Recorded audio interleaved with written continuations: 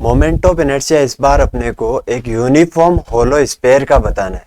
होलो sphere मतलब अंदर उसके कोई मास नहीं होगा, सारा मास उसकी सरफेस पर होगा और सरफेस पर है तो ध्यान रखना आगे डेंसिटी की यदि कहीं जरूरत पड़ी तो कौन सी डेंसिटी आएगी, सिग्मा एरिया मास डेंसिटी आएगी। चलो कौन सी एक्सिस के अबाउट अपने को चाहिए, ऐसी एक्सिस जो कि इसके सेंटर से पास हो रही हो। सेंटर ये रहा, इस बार ये 3D में है तो सेंटर बिल्कुल बीचों बीच रहेगा और इससे पास होने वाली कितनी एक्सिस होगी, इनफाइनाइट होगी। ये भी सेंटर से पास हो रही है, ये भी सेंटर से पास हो रही है, ये भी सेंटर से पास हो रही है, इनफाइनाइट एक्सिस अपने पास में है। लेकिन आप जानते हो सारी एक्सिस डायमीटर के अलोंग है क्या, तो सारी सिमेट्रिकल है क्या, तो कोई सी भी एक एक्सिस ले लो। कौन सी एक्सिस ले, मैं ये वाली एक्सिस ले लूं क्या बेटा,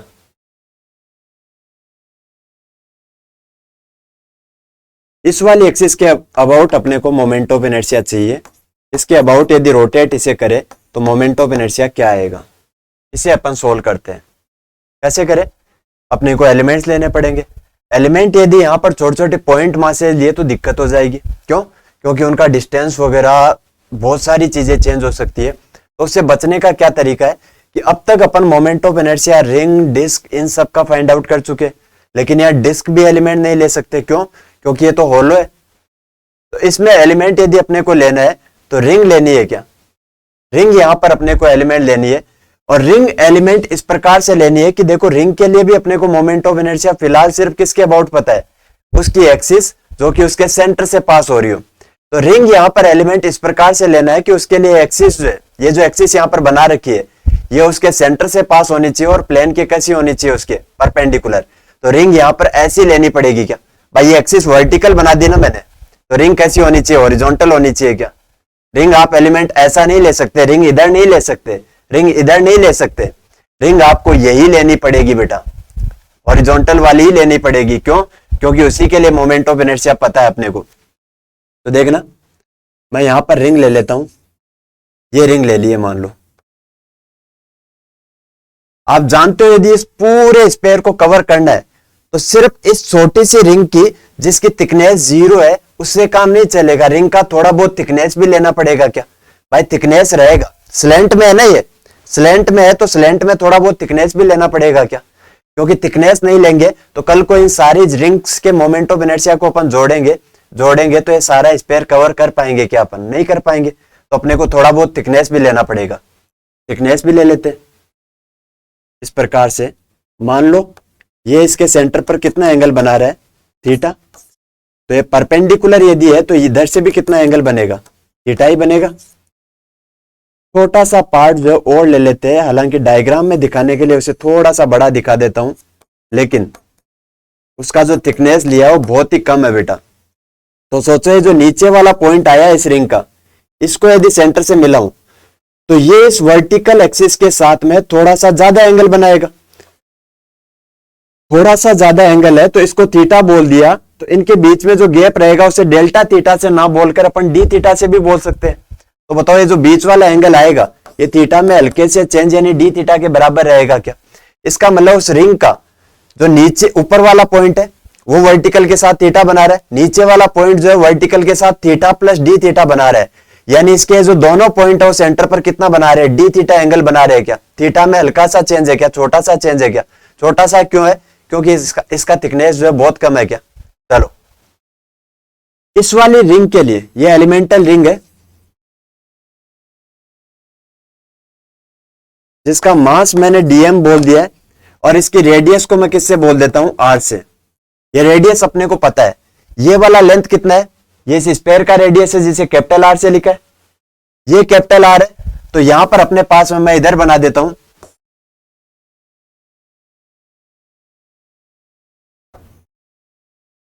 यहां बना देता हूं, इसका ये रेडियस यदि अपने को लिखना है तो ये तो पता है अपने को कितना है, कैपिटल आर, और ये राइट एंगल ट्राइंगल बन जाएगा क्या, और ये एंगल भी पता है कितना है, थीटा। तो ये आर है तो आर कोस थीटा और ये आर साइन थीटा, यानी स्मॉल आर का वैल्यू कितना आ जाएगा, आर साइन थीटा आ जाएगा क्या यदि जरूरत पड़ी तो। क्यों, क्योंकि अपन बहुत सारे वेरिएबल लेकर नहीं चल सकते, कल को जोड़ना पड़ेगा, इंटीग्रेशन करना पड़ेगा, तो एक ही वेरिएबल से काम चलेगा क्या, जितने ज्यादा वेरिएबल है उतनी ज्यादा दिक्कत होने वाली है क्या। तो मैंने स्मॉल आर को क्या लिख दिया यहाँ पर, आर साइन थीटा लिख दिया है। बताना इस एलिमेंटल रिंग का जो रेडियस है r लिख दिया है, जिसका value capital R sin theta है, इसके लिए इस वाली एक्सिस जो कि उसके सेंटर से पास हो रही है और उसके प्लेन के परपेंडिकुलर है, मोमेंट ऑफ इनर्शिया अपन जानते हैं, यदि di से लिख दिया तो di का वैल्यू कितना होगा, रिंग के लिए अपन जानते हैं कितना होता है, mr स्क्वायर होता है क्या इस वाली एक्सिस के अबाउट, mr स्क्वायर होता है, लेकिन रिंग का मास तो अपन ने dm से लिख रखा है, तो कितना हो जाएगा dm इंटू आर स्क्वायर। थोड़ा बहुत वैल्यू अपन यहां पर पुट कर देते हैं, dm का वैल्यू पुट करना है तो अपने को डेंसिटी की जरूरत पड़ेगी, और डेंसिटी कौन सी आएगी यहां पर, सिग्मा आएगी क्या। सिग्मा क्या होता है, छोटा सा मास उस एलिमेंट का, एलिमेंट यहां पर रिंग लिए, डिवाइड बाई उसका एरिया जिसको ds से लिखते हैं, और यदि ये यूनिफॉर्म है तो इसको क्या लिख सकते हो, total mass upon total area.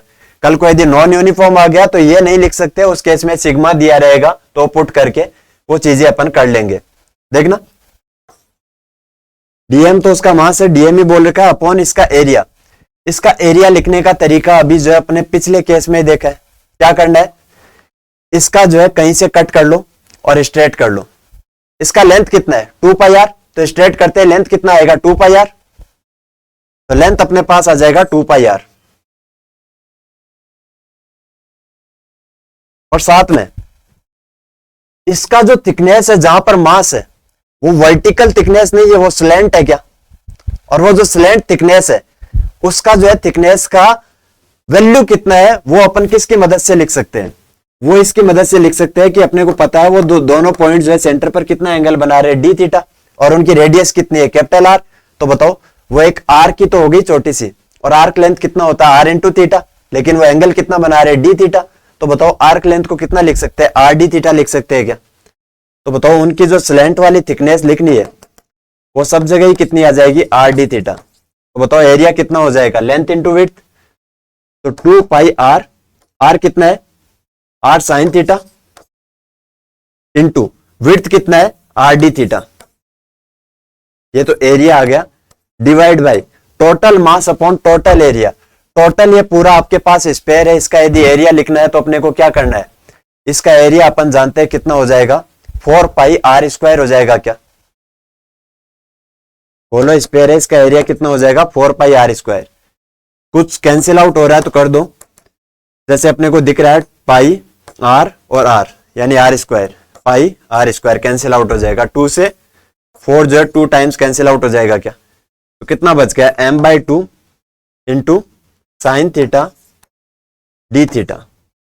कुछ मिस नहीं हुआ तो ये बचा है क्या, तो dm का वैल्यू यहां पर पुट कर देते हैं, और इवन अपन जो है डायरेक्ट i लिख देते हैं। i क्या होगा, ये जो सारे छोटे छोटे मोमेंट ऑफ इनर्शिया है इन सबको ऐड करना है क्या, स्केलर क्वांटिटी डायरेक्ट ऐड कर दे, ऐड यदि करना है तो बताओ dm का वैल्यू पुट कर दो और आर स्क्वायर का वैल्यू पुट कर दो। dm का वैल्यू अपन जानते हैं कितना है m/2 sine theta D theta, ये dm पुट कर दिया इंटू आर, स्मॉल आर का वैल्यू कितना है आर साइन थीटा, उसका स्क्वायर,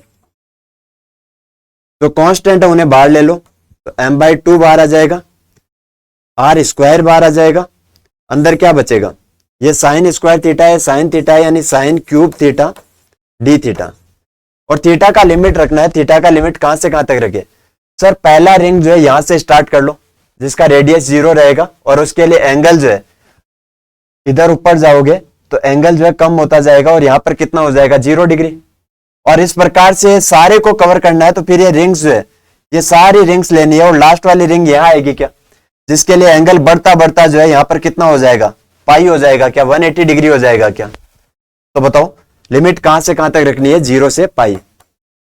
आई क्या बात समझ में। अब ये इंटीग्रेशन भी जो बच्चे अभी 11th में है उनको थोड़ी सी दिक्कत दे सकता है, इंटीग्रेशन अभी पढ़ा नहीं है, तो इंटीग्रेशन कैसे करना है, इसका तरीका यह रहता है कि जब भी साइन या कोस की ओड पावर आ जाती है तो उनमें से एक साइन या कोस को अपने को अलग लिख देना चाहिए। तो क्या कर सकते हैं अपन,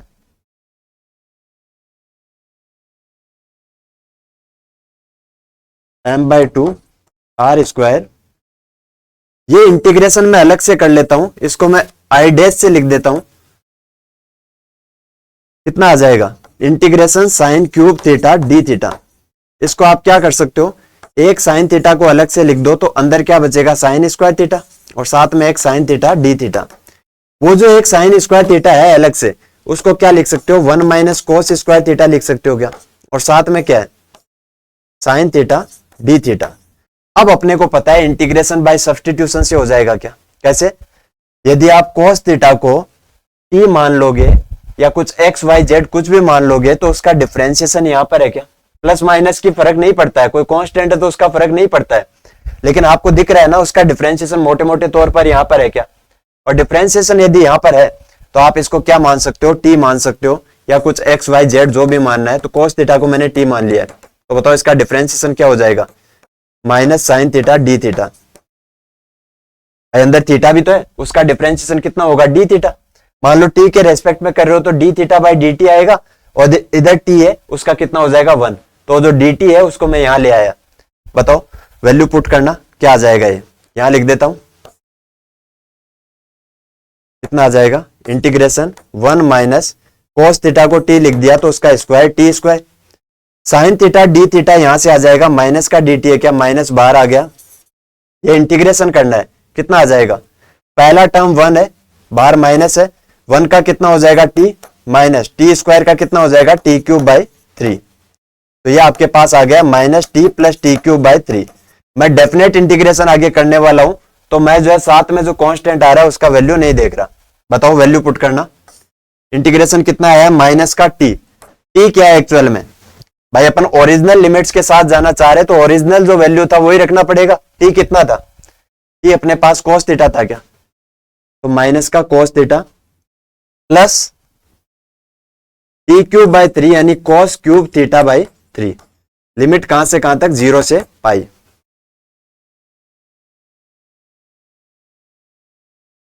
तो m by 2 r square, upper limit रखेंगे तो पाई रखना है, कोस पाई कितना होता है -1, और माइनस माइनस क्या हो जाएगा प्लस, यानी प्लस का 1, प्लस कोस पाई कितना होता है -1 और उसकी पावर 3 करेंगे तो भी -1 ही आएगा क्या, तो कितना हो जाएगा माइनस का 1/3।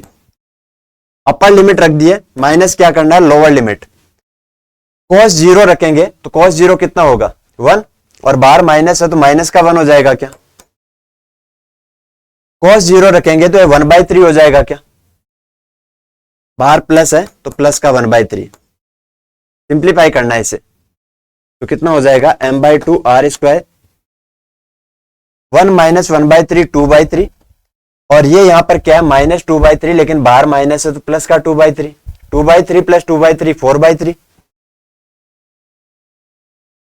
एक 2 से कैंसिल आउट हो जाएगा, तो आपके पास आंसर आ गया 2mr²/3। यानी कल को आपके पास जो है होलो स्फीयर आया तो उसके सेंटर से पास होने वाली जो इनफाइनाइट डायमीटर्स के अलोंग एक्सिस है, कोई सी भी एक्सिस ले लो, सबके अबाउट मोमेंट ऑफ इनर्शिया कितना आएगा 2/3 mr²।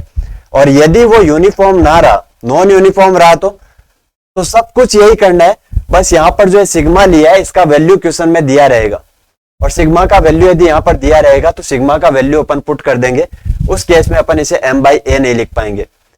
मैंने लिमिट वर्टिकल के साथ थीटा लिया है, आप चाहो तो यहां पर हॉरिजॉन्टल के साथ थीटा ले सकते हो। उस केस में अपने को याद करो, शुरू में रॉड के जो है सेंटर के about moment of inertia find out किया था अपन ने, वैसा सा कुछ लिमिट लगाना पड़ेगा, इधर वाले को माइनस लिखना पड़ेगा, इधर वाले को प्लस लिखना पड़ेगा, तो आप वो भी ट्राई कर सकते हो, आपका एप्टीट्यूड अच्छा होगा उस चीज से, ठीक है। चलो अगले पार्ट पे बढ़ते हैं। मोमेंट ऑफ इनर्शिया इस बार किसका लिखना है अपने को, यूनिफॉर्म सॉलिड स्फीयर का लिखना है जिसका मास m है और रेडियस कितनी है r है, एक ऐसी एक्सिस के अबाउट जो कि उसके सेंटर से पास हो रही है, और सेंटर से पास होने वाली अपन जानते हैं इनफाइनाइट एक्सिस है, सारी डायमीटर के अलोंग आएगी लेकिन सारी सिमेट्रिकल रहेगी क्या, तो उनके अबाउट यदि मोमेंट ऑफ इनर्शिया लिखना है तो कोई सी के अबाउट भी लिख दो, मैं इस वाली एक्सिस के अबाउट लिख दूं क्या। अब यहां पर एलिमेंट लेना है, अगेन छोटा सा मास यदि पॉइंट मास लोगे तो बड़ी दिक्कत है बेटा, उसके लिए जो है एंगल भी चेंज होगा, उसके लिए डिस्टेंस भी चेंज होगी, बहुत सारा वेरिएशन हो जाएगा, बहुत सारे वेरिएबल आ जाएंगे, तो आसान बनाना है इन क्वेश्चंस को। और आसान बनाने का क्या तरीका है, ऐसा एलिमेंट लो जिसके लिए आपको पहले से इस वाली एक्सिस के अबाउट मोमेंट ऑफ इनर्शिया पता हो, मोमेंट ऑफ इनर्शिया पता हो। बताओ ऐसे कौन कौन से अपन पढ़ चुके हैं, ये सॉलिड है तो सॉलिड के लिए अपन जो है कुछ चीजें पढ़ चुके हैं, जैसे सॉलिड तो डिस्क भी आती है क्या, तो डिस्क के लिए भी पढ़ चुके हैं, और उसके अलावा इसमें बीच में जो है बेटा इसे छोटे छोटे स्पेयर से मिलकर बना हुआ माने तो होलो स्पेयर भी एलिमेंट ले सकते हैं क्या? यहां पर दोनों एलिमेंट लेकर आप ये क्वेश्चन बड़े आराम से सोल्व कर सकते हो, लेकिन जो सबसे आसान है वो होलो स्पेयर है और मैं उसी की मदद से इस क्वेश्चन को करना चाहता हूं। तो मैं यहां एलिमेंट क्या ले रहा हूं? होलो स्पेयर ले रहा हूं बेटा।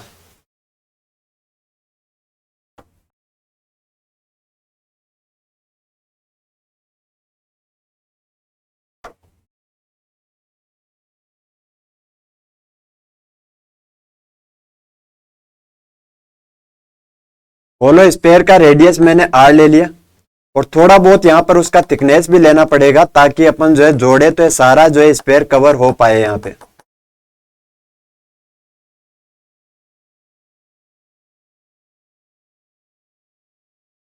रेडियस r लिया तो जो छोटा सा थिकनेस है रेडियस में छोटा सा चेंज हो जाएगा, जिसे dr से लिख सकते हैं अपन। इस होलो स्पेयर के लिए भी ये सेंटर हो गया और सेंटर से पास होने वाली एक्सिस है क्या? तो इसके अबाउट इसका मोमेंट ऑफ इनर्शिया यदि डी से लिख दूं, भाई ये एलिमेंट है ना, ये आपके पास एलिमेंटल होलो स्पेयर है। एलिमेंट का मास किससे लिखते हैं अपन? डीएम से। और रेडियस कितनी लिख रखी है? स्मॉल r लिख रखी है। तो इसके लिए इस वाली एक्सिस के अबाउट ऑलरेडी अपने को मोमेंट ऑफ इनर्शिया पता है क्या? डी से यदि लिख दे तो अपन जानते हैं कितना होता है, 2/3 mr स्क्वायर होता है क्या? 2/3 m का वैल्यू इसके लिए dm है इंटू r स्क्वायर, यही होगा। टोटल मोमेंट ऑफ इनर्शिया यदि लिखना है तो इन डी का क्या कर देना है? सम कर देना है। सम करेंगे, लेकिन उसके लिए पहले अपने को वेरिएबल कम से कम होने चाहिए। यहां तो मास और रेडियस दो वेरिएबल आ गए, तो अपन जो है कोई एक वेरिएबल में कन्वर्ट करने की यहां पर कोशिश करते हैं। उसके लिए डीएम का वैल्यू पुट करना पड़ेगा और डीएम का वैल्यू यदि पुट करना है तो अपने को डेंसिटी पता होनी चाहिए। बताओ ये सॉलिड है तो इसके लिए डेंसिटी कौन सी आएगी? वॉल्यूम मास डेंसिटी, जिसे अपन रो से लिखते हैं। रो क्या होता है? एलिमेंट का मास जिसे डीएम से लिखा अपॉन एलिमेंट का वॉल्यूम इक्वल टू, यदि ये यूनिफॉर्म है तो इसे क्या लिख सकते हो? Total mass upon total volume. बताना, एलिमेंट का मास डीएम अपॉन एलिमेंट का वॉल्यूम कितना है? एलिमेंट अपने पास जो है होलो स्पेयर है जिसका रेडियस स्मॉल r है और छोटी सी थिकनेस है, बिल्कुल बारीक सी थिकनेस है। तो इस केस में मैं ऐसा बोल सकता हूं कि ये जो होलो स्पेयर मैंने लिया है इसकी इनर रेडियस r है और आउटर रेडियस कितनी है? r प्लस dr है क्या? वो भी लगभग r ही है क्या? इसका मतलब इसकी इनर सरफेस का एरिया देखो तो 4πr स्क्वायर है और बाहर वाली सरफेस का एरिया इस होलो स्पेयर का देखो तो 4πr प्लस dr का होल स्क्वायर है क्या? और r प्लस dr तो r ही है क्या? इसका मतलब वो भी कितना है? 4πr स्क्वायर ही है क्या? इसका मतलब अपने को एक ऐसे बॉडी का वॉल्यूम लिखना है जिसका एरिया सब जगह 4πr स्क्वायर है, यानी एरिया कांस्टेंट है। और आप जानते हो यदि एरिया कांस्टेंट होता है तो वॉल्यूम कितना होता है? एरिया इंटू जितना उसका विड्थ है, जितना उसका हाइट है, जितना उसका लेंथ है। जैसे कि सॉलिड सिलेंडर के केस में आप जानते हो उसका जो है बेटा एरिया कितना होता है? πr square. लेंथ कितना होता है? h या l से लिखते हो तो डायरेक्ट वॉल्यूम कितना लिख सकते हो? πr स्क्वायर इंटू h लिखते हो ना आप, ठीक है। तो वैसा ही मैं यहां कर रहा हूं कि यहां पर यह आपके पास जो है होलो स्पेयर है तो इसका एरिया जो है सब जगह सेम है, लगभग 4πr स्क्वायर के बराबर है।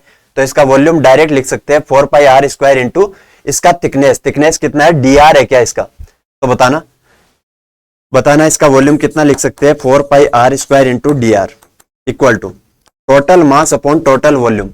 टोटल इस सॉलिड स्पेयर का वॉल्यूम लिखना है तो अपन जानते हैं 4/3 πr क्यूब होता है क्या? पाई से पाई कैंसिल आउट, 4 से 4 कैंसिल आउट। आपके पास डीएम का वैल्यू आ जाएगा m अपॉन r क्यूब, 3 ऊपर चला जाएगा r स्क्वायर dr। ये अपने पास आ गया। वैल्यू पुट कर देते हैं डीएम का 3m upon r cube r square dr, और पहले से एक r स्क्वायर है तो r की पावर कितनी हो जाएगी? 4 हो जाएगी क्या? जो कांस्टेंट है उन्हें बाहर ले लो, ये तो चेंज नहीं होंगे तो बाहर आ गए। अंदर r4 dr है और r एक ही वेरिएबल बचा तो इंटीग्रेशन डायरेक्ट किया जा सकता है। और r का वैल्यू मैं जानता हूं, ये सारा कवर करना है तो छोटे स्पेयर, जो सबसे छोटा स्पेयर लेना उसकी रेडियस 0 होगी और फिर उसका रेडियस बढ़ाते जाएंगे और लास्ट में कितना कर देंगे? इसके बराबर रेडियस जो कि कितनी है? Capital R। तो इस केस में सारे कवर हो जाएंगे क्या? यानी ये सारा सॉलिड स्फीयर कवर हो जाएगा क्या? तो बताओ रेडियस की लिमिट कहां से कहां तक रखनी चाहिए अपने को? 0 से कैपिटल आर। कल को हो सकता है ऐसा क्वेश्चन आ जाए जिसमें पूरा नहीं हो, उसका रेडियस यदि R1 से R2 हो तो उसमें भी ऐसा एलिमेंट लेंगे, उस केस में लिमिट कहां से कहां तक लगाएंगे? R1 से R2 लगा देंगे, क्या फर्क पड़ता है बेटा? ठीक है, तो बताना क्या आ जाएगा? 0 से R में इंटीग्रेशन करना, R की पावर 4 का इंटीग्रेशन कितना होता है? R की पावर 5/5। लिमिट 0 से कैपिटल R। कैपिटल R लिखेंगे तो कैपिटल R की पावर 5/5 आ जाएगा। R की पावर क्यूब से कट जाएगा और ऊपर कितना बचेगा? 3mr² बच जाएगा डिवाइड बाय 5।